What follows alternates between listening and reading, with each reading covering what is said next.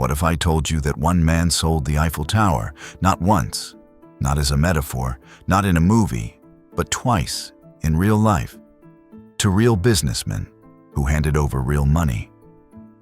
And what if I told you he walked away free both times? That's not fiction. That's Victor Lustig. And this is exactly how he did it. By the 1930s, Lustig was wanted by approximately 45 law enforcement agencies worldwide. He operated under 25 known aliases and spoke 5 languages. The man was less a criminal and more a one-person criminal empire. But nothing would top what he pulled off in Paris in 1925. It was 1925, and Lustig was sitting in his Paris hotel room reading about the Eiffel Tower. Built for the 1889 World's Fair, it was originally meant to be dismantled in 1909. Now it was rusting and expensive to maintain. Paris had a very costly iron problem, and Lustig saw not a problem, but a product. He hired a forger to produce fake government stationery, then invited a small group of scrap metal dealers to a confidential meeting at an expensive hotel, identifying himself as the Deputy Director General of the Ministère de Poste et Télégraphe.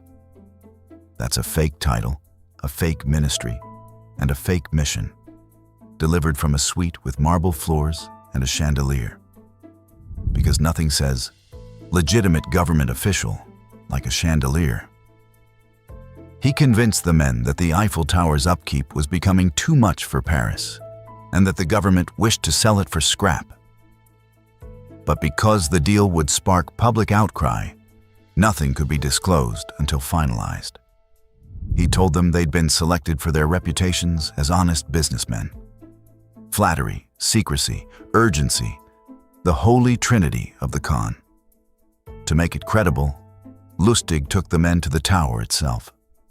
Using a forged access card, he bypassed the queue and walked them straight to the 3rd floor. Think about that. He physically walked them through the thing he was pretending to sell. The audacity is almost admirable. Almost.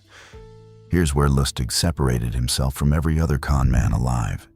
He picked his mark with surgical precision. Among the group, a man named André Poisson stood out. A young provincial entrepreneur, he carried an inferiority complex toward the Parisian business world and was hungry to climb its ladder. Lustig spotted that ambition immediately and leveraged it, getting Poisson to agree to a bribe on top of the full purchase price. A bribe? Yes. And here's the genius. By asking for one, he made himself seem more believably corrupt, and therefore more believably real. A squeaky clean government official would raise suspicion. A slightly bent one. That's just Paris in the 1920s. Poisson paid up. So here's a question for you. If you were André Poisson, sitting in that hotel room, handed forged documents, taken on a private tower tour, and asked for a bribe by a man oozing government authority, would you have seen through it? Or would you have signed the check too? Comment your answer below. Because what happens next is the part that truly breaks your brain. The deal came in under 70,000 francs. Lustig vanished, leaving Poisson to grasp the absurdity of his situation. No police report was filed. What exactly was Poisson going to tell the detective? Yes, officer, I bought the Eiffel Tower, for scrap, from a man I met at a hotel. The embarrassment alone was a life sentence. Poisson's silence was Lustig's getaway car. Any reasonable criminal would have retired.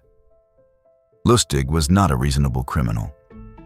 The following month, he ran the exact same scam, same stationery, same hotel, same pitch, same tower he didn't own. This time, his mark went to the police. The story hit the papers. Lustig was already gone.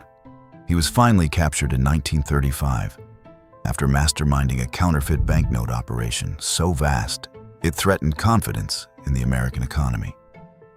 A judge sentenced him to 20 years on Alcatraz.